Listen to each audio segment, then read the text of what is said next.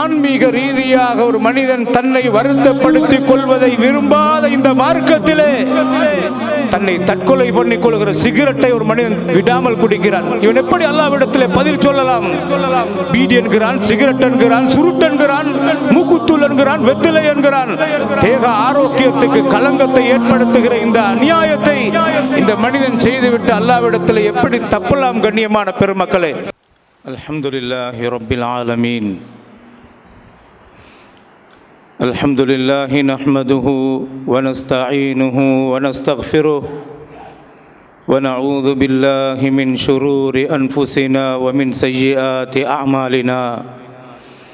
من يهده الله فلا مضل له ومن يضلل فلا هادي له وأشهد أن لا إله إلا الله وحده لا شريك له وأشهد أن محمدا عبده ورسوله صلى الله عليه وعلى آله وأصحابه ومن دعا بدعوتهم إلى يوم الدين. أما بعد فإن أصدق الحديث كتاب الله وخير الهدي هدي محمد صلى الله عليه وسلم وشر الأمور محدثاتها وكل محدثة بدعة وكل بدعة ضلالة وكل ضلالة في النار. قال الله سبحانه وتعالى في القرآن العزيز: أعوذ بالله من الشيطان الرجيم ولا تقتلوا أنفسكم إن الله كان بكم رحيما ومن يفعل ذلك عدوانا وظلما فسوف نصليه نارا وكان ذلك على الله يسيرا. எல்லா புகழும் புகழ்ச்சியும் வல்ல அல்லாஹ் ஒருவனுக்கு எப்போதும் சொந்தமானது. அவன் அருளாளனும் அன்பாளனும் அடக்கியாலும் வல்லமையுள்ளவனும் பெருமைக்கும் புகழுக்கும் உரிய ஒரே ரப்பும் வணங்கப்பட தகுதியான ஒரே ஒரு ரப்பு அல்லாஹ் மாத்திரம்தான். நான் வசைத்து அல்லாவை புகழ ஆரம்பித்தால் வார்த்தைக்கு எல்லை உண்டு, அவனின் புகழுக்கு எல்லை இருக்காது. அல்லாஹ்வுடைய ஸலவாத்தும் அல்லாஹ்வுடைய சலாமும் நபிமார்களின் முத்திரையாக வந்த எம் உயிரிலும் மேலான அன்பு நபி முஹம்மது ஸல்லல்லாஹு அலைஹி வஸல்லம் அவர்கள் மீதும் அன்னாருடைய கண்ணியமான சஹாபாக்கள், அவர்களை துயர்ந்து வந்த தாபிஈன்கள், தபஉ தாபிஈன்கள், அல்லாஹ்வுடைய நல்லடியார்கள் எல்லோர் மீதும், எங்கள் மீதும், எங்களை பெற்ற பெற்றோர்கள் மீதும், ஈமானோடு முந்தி சென்ற எங்களுடைய ஈமானிய உறவுகள் மீதும் என்றென்றும் உண்டாவதாக என்று அல்லாஹ்வை பிரார்த்தித்தவனாக, அன்பான பண்பான சகோதரர்களே, நாங்கள் எல்லோரும் அல்லாஹ்வை அதிகமாக நெருங்க வேண்டும். தனிமையிலும் பரகசியத்திலும் அல்லாஹ்வோடு நாணயமாக நடந்து கொள்ள வேண்டும். அல்லாஹ்வை திருப்திப்படுத்துவதற்கு என்ன வழி என்பதை தேட வேண்டும். வாழும் காலத்தில் ஈமானை பாதுகாத்து ஈமானோடு வாழ்ந்து நாம் அல்லாஹ்வை பொருந்தி கொண்ட நிலையிலும், அல்லாஹ் எங்களை பொருந்தி கொண்ட நிலையிலும் எங்களுடைய உயிர் இந்த உலகத்தை விட்டு பிரிய வேண்டும் என்ற இலக்கும் போக்கும் உள்ளவர்களாக வாழ்ந்து கொள்ள முயற்சிப்போமாக. வல்லவன் அல்லாஹ்வை பயந்து அஞ்சி நடுங்குகின்ற உள்ளம் உள்ளவர்களாக வாழ முயற்சிப்போமாக. வல்ல அல்லாஹ் அதற்கு அருள் புரிவானாக. நாளை மறுமையில் நபிமார்கள், சுகதாக்கள், சாலிகான நல்லடியார்களோடு உயர்ந்த சுவர்க்கமான ஃபிர்தௌஸனும் சுவர்க்கத்தில் ஒன்றாக இருக்கும் வாய்ப்பையும் அல்லாஹ் எனக்கும் உங்களுக்கும் தந்தருள்வானாக. அன்பான கண்ணியமான பெருமக்களே, நானும் நீங்களும் உலகத்திலே பிறந்து வாழ்ந்து கொண்டிருக்கிறோம். எமது உயிர் அல்லாஹ்விடத்திலே புனிதமானது என்பதை போல எமக்கு தரப்பட்டிருக்கிற இந்த உடலும் ஒவ்வொரு உறுப்புகளும் அல்லாஹ்விடத்திலே புனிதமானது. ஒரு மனிதன் புனிதமானவன், அவனுடைய உடலும் புனிதமானது. மனிதன் தன்னை புனிதமானவனாக பார்க்கின்ற போதுதான் அவன் கௌரவமான மனிதனாக வாழுவான். அவன் பேசுகின்ற போது அவனுடைய கௌரவத்தை பாதுகாத்து பேசுவான். அவனுக்கு எதிராக ஒன்றும் நடக்கக்கூடாது என்பதில் கவனமாக இருப்பான். அவனுடைய புத்தி சுயாதீனம் என்று வருகிற நேரத்தில் அவன் மிக கவனமாக அதிலே கவனம் செலுத்துவான். அவனுடைய உடல் ஆரோக்கியம் என்று வருகிற நேரத்தில் அதிலே மிக கவனமாக அவன் நடந்து கொள்வான். அந்த வகையில் அல்லாஹு தஆலா மனிதனை புனிதமானவனாக ஆக்கியிருக்கிறான். இன்ன திமாஅக்கும் வ அம்வாலக்கும் வ ஆராதக்கும் ஹராமுன் அலைக்கும் கஹுர்மதி யௌமிக்கும் ஹாதா ஃபீ ஷஹரிக்கும் ஹாதா ஃபீ பலதிக்கும் ஹாதா என்றார்கள் ஸல்லல்லாஹு அலைஹி வஸல்லம். இந்த மக்கா எவ்வளவு புனிதமானதோ, அரஃபாவுடைய நாள் எவ்வளவு புனிதமானதோ, ஹஜ்ஜுடைய நாள் மாதம் எவ்வளவு புனிதமானதோ, அதே போன்று உங்களுடைய மானம், மரியாதை, உங்களுடைய சொத்து, உங்களுடைய உயிர் புனிதமானது என்று சொன்னார்கள். அந்த வகையிலே கண்ணியமான பெருமக்களே, மனிதன் தன்னை புனிதமானவனாக பார்க்க வேண்டும். தன்னிடத்தில் இருக்கின்ற அல்லாஹ் தந்திருக்கிற பார்வை, அல்லாஹ் தந்திருக்கிற கேள்வி, அவனுடைய உடல் ஆரோக்கியம், இது அல்லாஹ்வுடைய மகாபெரிய நிஅமத் என்பதை அவன் சரியாக உணர வேண்டும். அந்த வகையிலே இந்த மனிதனும் இந்த உடல் விடயத்தில் அவன் பொடுபோக்கானவனாக இருந்துவிடக் கூடாது. நபிகளார் ஸல்லல்லாஹு அலைஹி வஸல்லம் அவர்கள் எப்போதும் ஒவ்வொரு நாளும் ஓதுகிற காலை மாலை திக்ருகளிலே, துஆக்களிலே, அல்லாஹும்ம ஆஃபினி ஃபீ பதனி, யா அல்லாஹ் என்னுடைய உடலிலே தேக ஆரோக்கியத்தை தந்திரியா அல்லாஹ். அல்லாஹும்ம ஆஃபினி ஃபீ சம்இ, என்னுடைய செவிப்புலத்திலே ஆஃபியத்தை தாயா அல்லாஹ். அல்லாஹும்ம ஆஃபினி ஃபீ பஸரி, யா அல்லாஹ் என்னுடைய பார்வையிலே ஆஃபியத்தை தாயா அல்லாஹ் என்று கேட்பார்கள். தேக ஆரோக்கியம் என்பது அற்புதமான ஒரு நியமத் கண்ணியமானவர்களே. மனிதனுடைய உடல் நலன், அதை மனிதன் இழந்து போகின்ற போதுதான் அதனுடைய நியமத்தின் பெருமதியை சரியாக உணர்வான். வாட்டச்சாட்டமான நல்ல வாலிபர்கள், திடகாத்திரமான வாலிபர்கள் திடீரென்று ஒரு விபத்திலே சிக்காகிறார்கள். அவன் கையை இழக்கிறான், காலை இழக்கிறான், அவன் கோமா அந்த நிலைக்கு போய்விடுகிறான். அவன் கையை இழந்து அல்லது காலை இழந்து அவன் முடமாக மாறுகிறான். நல்ல வாட்டச்சாட்டமாக இருந்த மனிதனால் பின்னால் நிறைய பேர் வாழ்ந்திருப்பார்கள். அவனுடைய உழைப்பிலே, சம்பாதியத்திலே அவனுடைய மனைவி, பிள்ளைகள் என்று வாழ்ந்திருப்பார்கள். ஆனால் ஒரு கஷ்டமான நிலைக்கு அவர்கள் எல்லோரும் போய்விடுகிறார்கள். அந்த தேக ஆரோக்கியத்தை இழக்கிற நேரத்திலே திடீரென்று ஒரு நல்ல மனிதன், நல்ல சிந்தனைவாதியாக இருக்கிற மனிதன், அவன் திடீரென்று ஏதோ ஒரு நிலையிலே மழை பொழிகிற போது அவன் வீட்டு முன்னாலே அவன் வழுகி கீழே விழுந்து விடுகிறான். அவனுடைய தலை படக்கூடாத ஒரு இடத்திலே பட்டு விடுகிறான் என்று வைத்துக் கொள்ளுங்கள். அந்த பேச்சை அடுக்கடுக்காக பேசுகிறான். அவனுடைய புத்தி சுயாதீனத்தை அவன் இழந்து விடுகிறான். அவன் ஒரு பைத்தியம் என்ற நிலைமைக்கு போய்விடுகிறான். இப்படி பல்வேறுபட்ட நிலைகளை பார்க்கலாம். உலகத்தில் எல்லா நோய்களின் அந்த அறிகுறியும் ஆரம்பத்திலே தென்படும் என்பார்கள். ஆனால் முற்றி போனதற்கு பின்னால் தான் முதல் அறிகுறி தென்படும் என்ற நோய், கேன்சர் நோய். இந்த நாட்டிலே ஒவ்வொரு நாளும் மகரகம் ஆஸ்பத்திரியிலே கேன்சர் நோயாளிகளாக ஆக குறைந்தது 180 பேர் பதியப்படுகிறார்கள். குறைந்தபட்சம் அந்த இடத்துக்கு போனவர்கள் சொல்வார்கள், அப்படியே நீண்ட தொலை தூரத்துக்கு அந்த கியூல இருப்பார்கள். பதிவதற்கு நான் கேன்சர் நோயாளி என்று அறிவதற்கு முன்னால் எத்தனை காலம் அவர் நோய்வாய்ப்பட்டிருப்பார். வயிற்றோட்டம் என்றிருப்பார், கேஸ்ட்ரிக் என்று சொல்லி இருப்பார். பல்வேறுபட்ட வருத்தங்கள் நாளுக்கு நாள் வைத்தியரை அணுகி அணுகி போய் கடைசியாகத்தான் அந்த முற்றி போனதற்கு பின்னால் பரிசோதனை படுத்தி பார்த்தால் அவர் கேன்சர் நோயாளி. நாளுக்கு நாள் அந்த நோய்வாய்ப்பட்டவர்கள் சொல்வார்கள் அவருடைய அவலங்கள். கண்ணியமான பெருமக்களை, ஆஸ்பத்திரிக்கு நீ வாரத்தில் ஒரு நாளாவது எட்டிப்பார் அல்லது மாதத்தில் ஒரு நாளாவது எட்டிப்பார். உனக்கு தரப்பட்டிருக்கிற ஆரோக்கியத்துடைய உச்சகட்டத்தை நன்றாக புரிந்து கொள்வாய் என்று சொல்வார்கள்.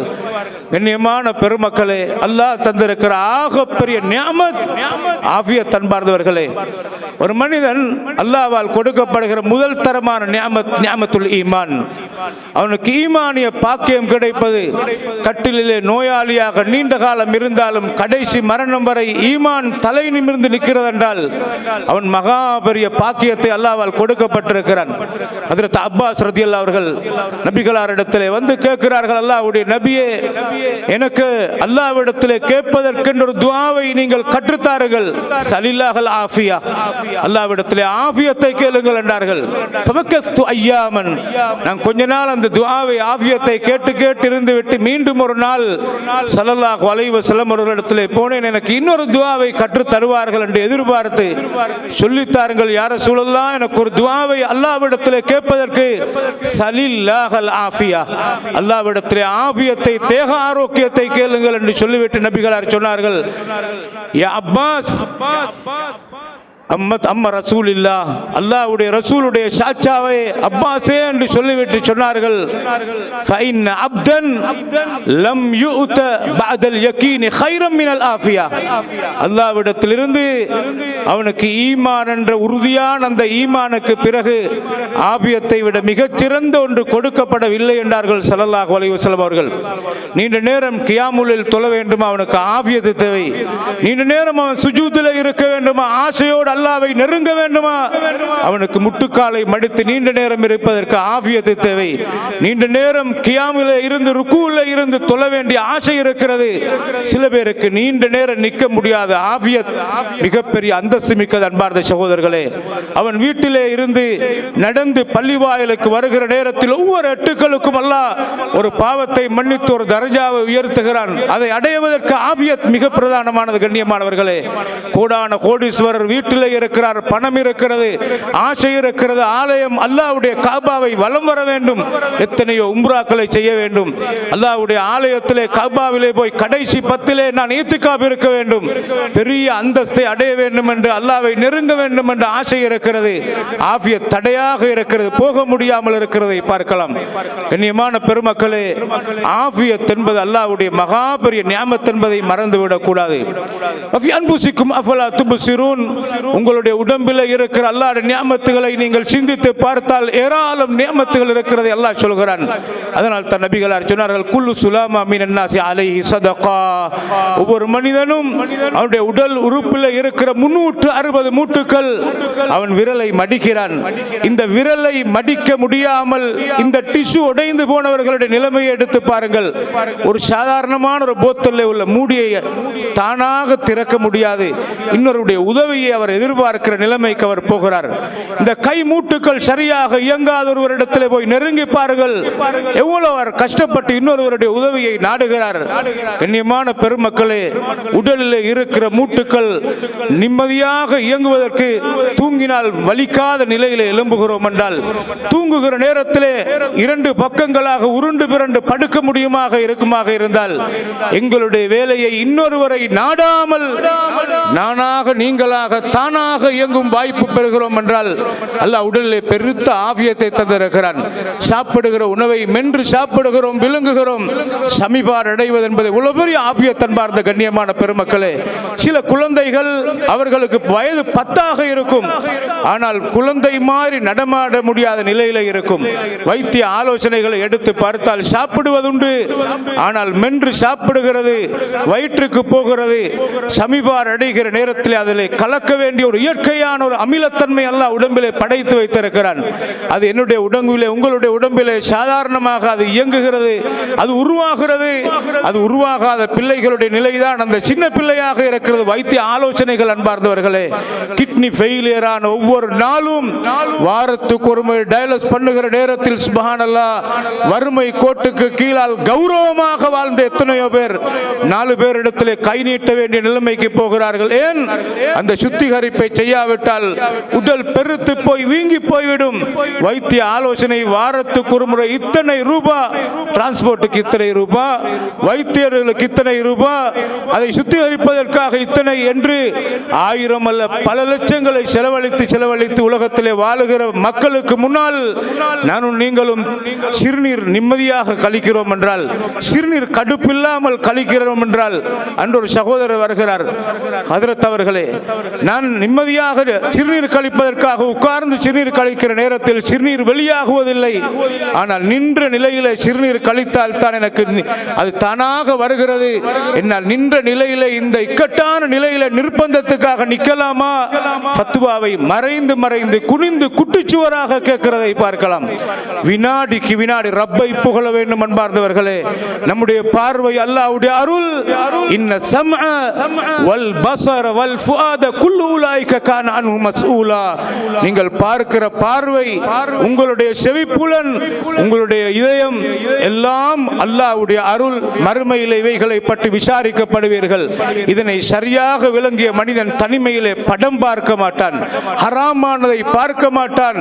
இந்த கண்ணால் நான் அல்லாஹ் தந்திருக்கிற நிஅமத்திலே நான் குர்ஆனை எவ்வளவு பார்த்திருக்கிறேன், குர்ஆனுடைய மொழிபெயர்ப்பை எவ்வளவு பார்த்திருக்கிறேன், நல்ல காரியங்களை இந்த கண்ணால் எவ்வளவு பார்த்திருக்கிறேன், கண்குளிர பார்த்திருக்கிறேன் என்று அல்லாஹ்விடத்திலே பதில் சொல்வதற்குத்தான் நான் நீங்களும் தயாராக வேண்டும்.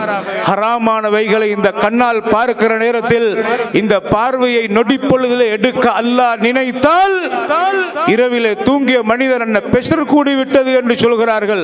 அன்ன கண்ணிலே ஒரு நரம்பு பழுதாகி விட்டது, ரெண்டு கண்ணும் தெரிபடுவதில்லை. நான் நீங்களும் என்ன விளையாடி கொண்டிருக்கிறோம் கண்ணியமான பெருமக்களே. உலகத்திலே வினாடிக்கு வினாடி, அதனால் தன் நபிகளார் சொன்னார்கள் 360 மூட்டுகளுக்கும் ஒவ்வொன்றாக எண்ணி எண்ணி நீங்கள் சதக்கா கொடுக்க கடமைப்பட்டுள்ளவர்களாக இருக்கிறீர்கள் என்று சொன்னார்கள். அப்படி சொல்லிவிட்டு தான் ஒரு சதக்காவுடைய பட்டியலை நீட்டி சொன்னார்கள். இந்த 360 மூட்டுகளுக்காக உங்களால் சதக்கா கொடுக்க முடியாது, ஆனால் அதை ஈடு செய்வதற்கு 2 ரக்காத்துகளை உங்களுக்கு கற்றுத்தருகிறேன் என்று ஸல்லல்லாஹு அலைஹி வஸல்லம் அவர்கள் லுகாவுடைய 2 ரக்காத்தை கற்றுத்தந்தார்கள். படைத்த ரப்புக்கு இந்த உடல் ரீதியான ஆபியத்துக்கு நன்றி செலுத்த நானும் நீங்களும் விடாமல் வாழ்நாள் முழுக்க மவுத்து வரைக்கும் லுகா தொழுகை மிஸ் ஆகக்கூடாது. கண்ணியமான சகோதரர்களே, லுகாவுடைய தொழுகை ஒரு நாள் நானும் நீங்கள் மிஸ் பண்ணிவிடக் கூடாது. அந்த வகையிலே தேக ஆரோக்கியத்தை பற்றி ஏராளம் ஹதீஸில் வந்திருக்கிறதை பார்க்கலாம். ஆன்மீக ரீதியாக நான் வணக்க வழிபாடுகளில் ஈடுபட போகிறேன் என்று ஹஜ்ரத் அப்துல்லா இப்னு அம்ர் இப்னு ஆஸ் ரலியல்லாஹு அவர்கள் காலமெல்லாம் இரவிலே நின்று வணங்க போகிறேன், இரவு முழுக்க நின்று வணங்குகிறேன் என்று சொல்கிற நேரத்தில் பகலெல்லாம் நோன்பு நோக்க போகிறேன் என்ற நிலையிலே இருந்த நேரத்தில் நபிகளார் ஸல்லல்லாஹு அலைஹி வஸல்லம் அவர்கள் அந்த சஹாபியை அணுகி அல் முக்பர் அன்னக தஸூமுன் நஹார வ தகூமுல் லைல், இரவெல்லாம் நீங்கள் நின்று வணங்குவதாகவும் பகலெல்லாம் நீங்கள் நோன்பு நோட்பதாகவும் கேள்விப்பட்டேன், உண்மையாண்டு கேட்டார்கள். ஃபகுல்து பலா யா ரசூலல்லாஹ், ஆமென்றார்கள். உடனே நபிகளார் சொன்னார்கள் ஃபலா தஃஅல், அப்படி செய்ய வேண்டாம், நீங்கள் அப்படி ஒரு நாளும் இபாதத் என்று மூழ்கி போக வேண்டாம். சொன்னார்கள் சும்ப அஃப்திர் வகும் வனம், நீங்கள் இரவிலே நின்று வணங்குங்கள், தூங்கவும் செய்யுங்கள், நோன்பு நோற்றுக் கொள்ளுங்கள், சில காலம் நோம்பில்லாமல் இருங்கள் என்று சொன்னார்கள். ஃபைனல் ஜஸதிக அலைக ஹக்கா, சொன்னார்கள் நீங்கள் இபாதத் என்று அப்படியே மூழ்கி போய் இந்த உடலை பார்க்காமல் நடந்து கொள்ள வேண்டாம். ஆன்மீக ரீதியாக அல்லாஹ்வை நெருங்குவதற்கு ஒரே ஒரு வழி இபாதத்து, இரவு வணக்க வழிபாடு. அல்லாஹ்வை நெருங்குவதற்கு ஒரே வழி நோன்பு நோட்பது என்பது. கண்ணியமான பெருமக்களே, காலமெல்லாம் நோன்பு நோட்கிறீர்களா என்று சந்தோஷமாக இருக்கிறது என்று நபிகளார் பாராட்டவில்லை. சொன்னார்கள் இந்த உடலை ஆரோக்கியத்திலே கவனம் செலுத்துவது ஒரு இபாதத் என்பதை தான் சொன்னார்கள். ஃபைனல் ஜஸதிக அலைக ஹக்கா, உங்களுடைய உடலுக்கு செய்ய வேண்டிய ஹக் இருக்கிறது என்று சொன்னார்கள். வைனல் ஐனைக அலைக ஹக்கா, உங்களுடைய கண்களுக்கு செய்ய வேண்டிய ஹக் இருக்கிறது என்றார்கள். வைனல் ஜௌஜிக அலைக ஹக்கா, உங்களுடைய மனைவிக்கு செய்ய வேண்டிய ஹக் இருக்கிறது. எல்லாம் ஒரு மனிதன் செய்ய வேண்டிய ஹக்குகளை நபிகளார் சொன்னார்கள்.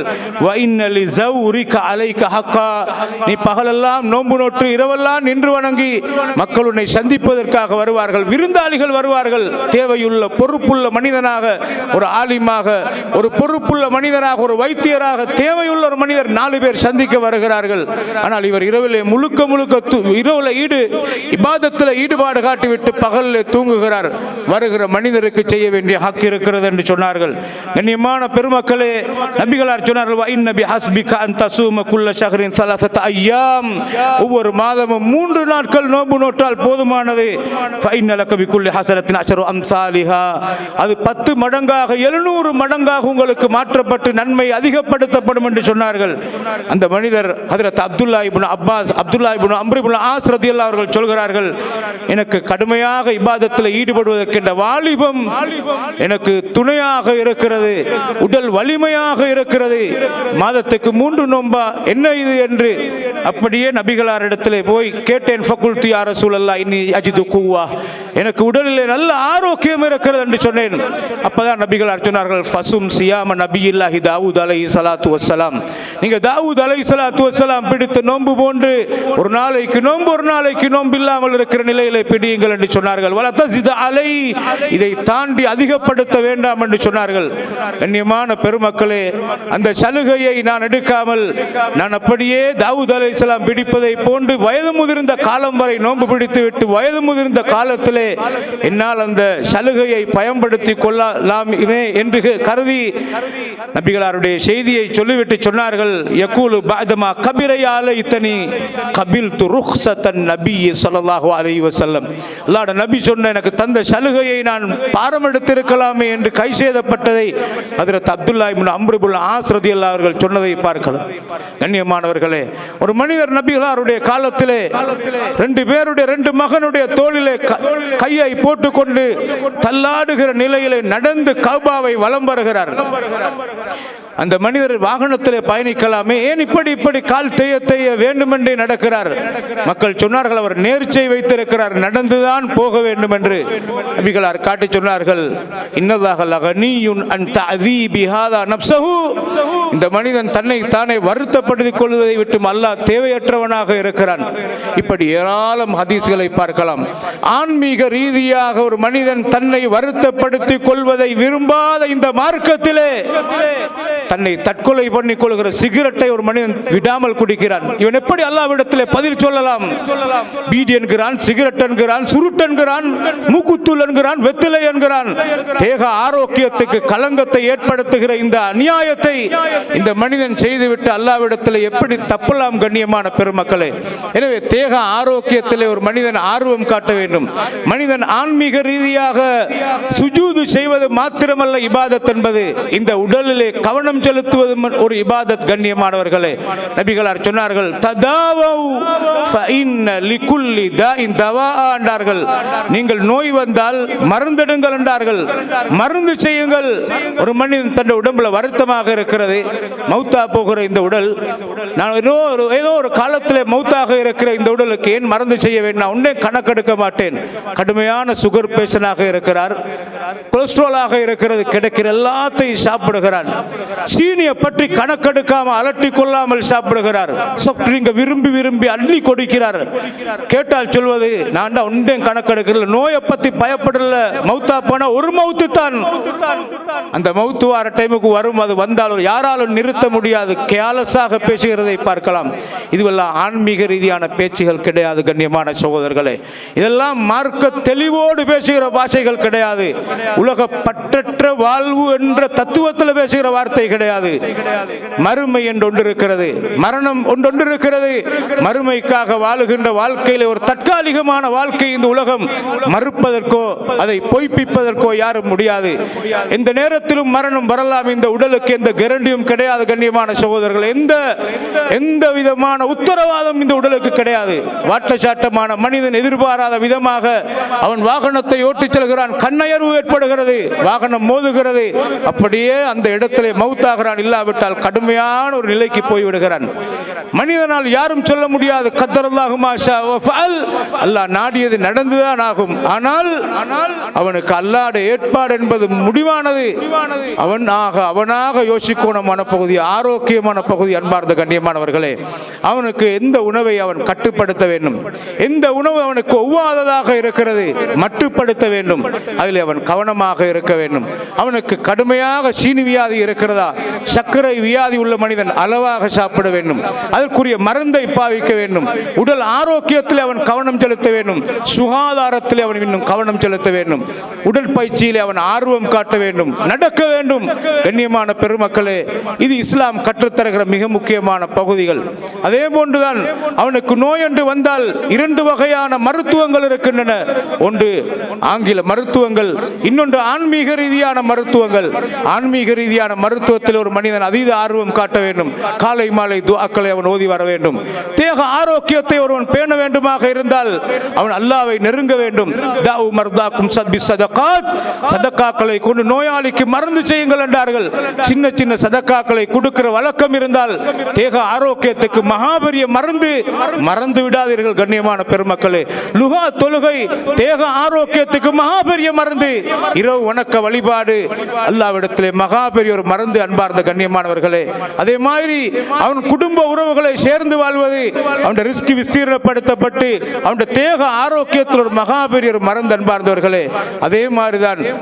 ஆரோக்கியத்தை தக்க வைத்துக் கொள்ள வேண்டுமாக இருந்தால் அவன் இந்த நாளும் அல்லாஹ்விடத்திலே துஆவிலே ஈடுபாடு காட்ட வேண்டும். அல்லாஹ் தஆலா எனக்கும் உங்களுக்கும் அருள் புரிவானாக. தேக ஆரோக்கியத்தோடு வாழ்ந்து உலகத்திலே அல்லாஹ்வின் மரணம் என்று ஒன்று வருகிற நேரத்தில் ஈமானோடு மரணிக்கக்கூடிய வாய்ப்பையும் அல்லாஹ் எனக்கும் உங்களுக்கும் எல்லோருக்கும் தந்தருள்வானாக. ஆகிர் தவானா அனில் ஹம்துலில்லாஹி ரப்பில் ஆலமீன். அல்ஹம்துலில்லாஹி ரப்பில் ஆலமீன் வஹுவ வலிய்யுஸ் ஸாலிஹீன் வலா உத்வான இல்லா அலல் ஸாலிமீன். வஸல்லல்லாஹு வஸல்லம் அலா நபியினா முஹம்மதின் வஅலா ஆலிஹி வஸஹ்பிஹி அஜ்மஈன். அம்மா பஅத். அன்பான கண்ணியமான பெருமக்களே, ஒரு மனிதன் அல்லாஹு தஆலா தந்திருக்கிற அவனுக்குரிய ஆஃபியத்தை அநியாயமாக அவன் இல்லாமலாக்கி கொள்ளக்கூடாது.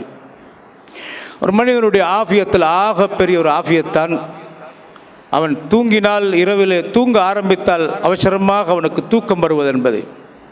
உங்களுக்கு தெரியுமா சகோதரர்களே, இன்றைய இளைஞர்கள் இந்த ஃபோனை கையில் எடுத்துக்கொண்டு 12:30 மணி, 1 மணி, 2 மணி என்று விழித்திருக்கிற பழக்கம் உள்ளவர்களாக இருக்கிறதை பார்க்கலாம். இந்த மனோநிலையில் வாழ்ந்து இரவு தூக்கம் சாகடிக்கப்பட்டிருக்கிற நிலைமைகளை பார்க்கலாம். இரவு தூக்கம் இல்லாது என்பதுதான் ஆகப்பெரிய நோயுடைய வாயல் திறக்கப்படுகின்ற அடையாளம். அன்பார்ந்தவர்களே, ஒரு மனிதனுக்கு பைத்தியம் என்றால் அவனுக்கு முதலாவது இல்லாமலாகுவது தூக்கம் இல்லாமைதான். தூக்கத்துக்குரிய மருந்தை தான் டென்ஷனுக்கு கொடுக்கப்படுகிறதை பார்க்கலாம். வைத்தியர்களை அணுகி கேட்டால் எத்தனை பேர் ரகசியமாக வந்து கேட்கிறார்கள், 3 நாளாக தூக்கம் இல்லை. கண்ணியமான பெருமக்களே, அலா பிதிக்ரில்லாஹி தத்மஇன்னுல் குலூப், உள்ளங்கள் அமைதி பெறுவது அல்லாஹ்வுடைய திக்ரால். ஒரு மனிதனுக்கு அல்லாஹ் கொடுக்கிற மகா பெரிய பாக்கியம் குடும்ப இல்லற வாழ்வு இனிப்பதிலே மகா பெரிய ஒரு அத்திவாரம் ஆஃபியத், தூக்கம். அன்பார்ந்தவர்களே, மனைவியை, ஒரு பிள்ளையை நன்றாக ஆரோக்கியத்தோடு பெற்றோர் வளர்த்து ஆளாக்கி இரவு தூக்கம் சாகடிக்கப்பட்டவனுடைய உடல் ஆரோக்கியத்தை பற்றி பகுப்பாய்வு எந்த விசாரணையும் நடத்தாமல் இன்னாருடைய மகன் இன்னார் இன்ன குடும்பத்தை சார்ந்தவர் திருமணம் முடித்து கொடுக்கப்படுகிறது.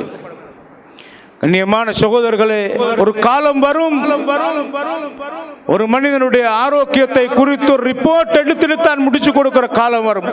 ஏனென்றால் அவ்வளவு பாதிப்பும் விவாகரத்தும் ஏற்பட்டு கொண்டிருக்கிறதை பார்க்கலாம். தேக ஆரோக்கியமின்மையால் முடித்து கொடுக்கப்படுகிற நேரத்தில் அவனுடைய உடல்நிலை பாதிக்கப்பட்டிருக்கிறது. அந்த பிள்ளை பாதிக்கப்பட்டு இல்லற வாழ்வு பாதிக்கப்படுகிறதை பார்க்கலாம். இன்னொரு பக்கத்தால் அவன் ட்ரக்ஸுக்கு அடிக்ட் ஆகி, அவன் போதைப் பொருளுக்கு அடிமையாகி அது முற்றி போயிருக்கிறது. திருமணம் முடித்து கொடுத்தால் திருந்துவான் என்று கள்ளத்தனமாக ரகசியமாக இவனுடைய குறைகள் மறைக்கப்பட்டுள்ள அப்பாவி பெண்ணுக்கு திருமணம் முடித்து கொடுக்கப்படுகிறதை பார்க்கலாம். காலிக்கோட் நிரம்பி வழிகிறது. கண்ணியமான பெருமக்களே, சில பேரை பார்த்தால் அவனுக்கு இரவு தூக்கம் சாகடிக்கப்பட்டவன், ஒப்போசிட் வாழ்க்கை. மனைவியை பார்த்தால் அவள் 9:30 10 மணிக்கு தூங்குகிற பழக்கம் உள்ளவள், தூக்கம் வருகிறது. இவனை பார்த்தால் உருண்டு பிறண்டு கொண்டிருக்கிறான், தூக்கம் இல்லாமல் இருக்கிறான். இளமை காலத்தை திருமணத்துக்கு முன்னால் அரட்டை அடித்திருக்கிறான், தூக்கம் சாகடிக்கப்பட்டு தேக ஆரோக்கியம் இல்லாமல் இருக்கிறான். கண்ணியமான பெருமக்களே, இந்த நிலையிலே முடித்து கொடுக்கப்பட்டால் முதல் நாளிலே அந்த பெற்றோரோடும் சேர்ந்து அந்த மனைவி மணப்பெண்ணாக இருந்து மாப்பிள்ளை வரும் வரைக்கும் பார்க்கிறார். ஆனால் அவன் 12:30 மணி தாண்டி வருகிறார்கள், பொறுத்துக் கொள்கிறார்கள். 2வது நாளை பார்த்தால் அதைவிட கூடுதலான நேரம் எடுத்து வருகிறான், பொறுத்துக் கொள்கிறார்கள். பெற்றோரும் சேர்ந்து விழித்திருந்து 3வது நாளிலே மருமகனை இப்படி எங்களால் ஒவ்வொரு நாளும் பொறுக்க முடியாது என்று சொன்னவுடன் என்ன விவாகரத்தின் வெடிப்பின் ஆரம்ப கட்டம் ஏற்படுகிறது, அந்த முரண்பாடு ஏற்படுகிறது. எதிர்த்து மாமாவை பேசுகிறான். இப்படியே நிலை தொடர்கிற நேரத்தில் விவாகரத்து ஏற்பட காரணமாக இருக்கிறதை பார்க்கலாம். கண்ணியமான பெருமக்களே, வாலிபர்களே, உடல் ஆரோக்கிய விடயத்தில் அதிகம் கவனம் செலுத்துங்கள். இந்த நேரத்திலும் ஹராமானவைகளை பயன்படுத்துகின்ற போது இந்த உடல் ஆரோக்கியத்தை இழக்க வேண்டிய நிலைமை ஏற்படும். அந்த அடிப்படையிலே இன்றைக்கு முஸ்லிம் சமூகத்திலே எத்தனையோ வாலிபர்கள் தற்கொலை பண்ணிக் கொள்கிறார்கள், சூசைட் பண்ணிக் கொள்கிறதை பார்க்கலாம். கண்ணியமான பெருமக்களை, விரக்தியான, டென்ஷனான, ஸ்ட்ரெஸ்ஸான நிலைகளை வாழ்கிறதை பார்க்கலாம். ஏன் இது? அவன் ட்ரக்ஸுக்கு அடிக்ட் ஆகிறான், அல்லது அவன் ஒரு அவன் போலீசாரினால் கைது செய்யப்பட்டு அவன் அடைக்கப்படுகிற நேரத்திலே அந்த இடத்திலே வைத்து அவன் இன்னொரு நண்பனை அவன் சந்திக்கிறான். அவனால் அவன் இன்னும் பல பழக்கங்களுக்கு ஆளாகிறான். கண்ணியமானவர்களே, அந்த அடிப்படையிலே தேக ஆரோக்கியத்திலே இஸ்லாம் அதிகம் கவனம் செலுத்தி இருக்கிறது. மனிதன் புனிதமானவன், மனிதனுடைய உடல் புனிதமானது. மனிதனுடைய உடலில் இருக்கிற ஒவ்வொரு உறுப்பும் அல்லாஹ்வுடைய நிஅமத் என்பதை நன்றாக நாங்கள் விளங்கி ஆஃபியத்தை பாதுகாத்துக் கொள்ள எப்போதும் முயற்சிப்போமாக. நபிகளார் ஸல்லல்லாஹு அலைஹி வஸல்லம் உடைய மௌத்துக்கு பின்னால் அபூபக்கர் ரலியல்லாஹு அன்ஹு மிம்பரில் இருந்து கொண்டு ஒரு நாள் அழுகிறார்கள். அழுதுவிட்டு சொன்னார்கள், இதே மிம்பரில் இருந்து அல்லாஹ்வுடைய நபி அழுததை கண்டேன், அதே மாதிரி நான் அழுதேன் என்று சொல்லிவிட்டு நபிகளார் அழுது சொன்னார்கள், இஸ்அலுல்லாஹல் ஆஃபியா, நீங்கள் ஆஃபியத்தை கேளுங்கள் மக்களே, ஆஃபியத்தை கேளுங்கள் என்று சொல்லிவிட்டு இப்படி சொன்னார்கள், ஃபைன்ன அப்தன் லம் யுத கைரம் பஅதல் யகீனி மினல் ஆஃபியா. ஆஃபியத்தை விட ஈமானுக்கு பின்னால் இரண்டாவது தரத்தில் உள்ள மகாபெரிய பாக்கியம் ஆஃபியத்தை அல்லாஹ்விடத்தில் கேளுங்கள் என்று சொல்லி அழுதார்கள் என்றதை ஹஜ்ரத் அபூபக்கர் சித்திக் ரலியல்லாஹு அன்ஹு அவர்கள் அழுது சொன்னார்கள். எனவே ஆஃபியத்திலே கவனம் செலுத்துவோமாக.